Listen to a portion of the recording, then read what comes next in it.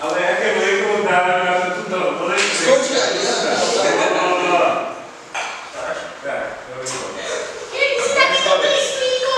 to dáže. Strýko nejaký. Kačica, rezace. Tak chcem. Kačica.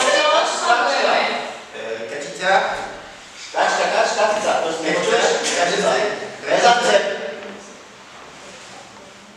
Na čo Poďme, ja chcem písničku pre nás. O smielného strýka. Počkajte. Zabudol. Dajte sekundičku iba. No. Jak to bolo dále? Je to je. Jaj, idem. A ty sa mi. Report, či ty išiel úplný dom.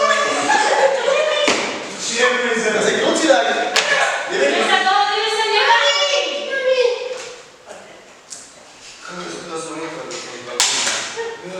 Toto je oslava zase. Akého druha? Môže dať. Milan Franko. Ja neviem, je to celé zle. Ty si zlý. Akože, robil si ho extrémne prebili, ale stále si symetricky na všetky strany. Ja som mojel obyvateľ! Čo je?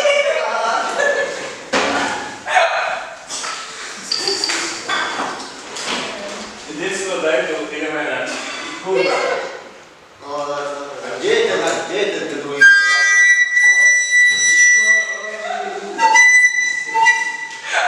Podobne na nej odišiel z našej rodiny, keď si sa narodil. To čo to je? Nie. Sao, videl si to? Poďme pozdraviť tam.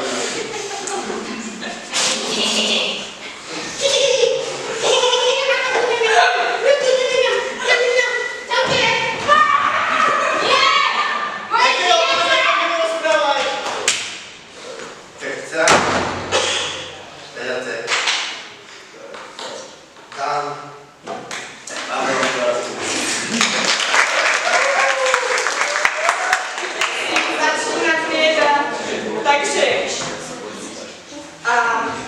dneska budeme hrať takú veľmi interaktívnu hru a rozdelíme sa do skupín. Takže pôjdeme 1, 2, 1, 2, 1. Počkaj, ja si nechcem byť. Však s ním nie si.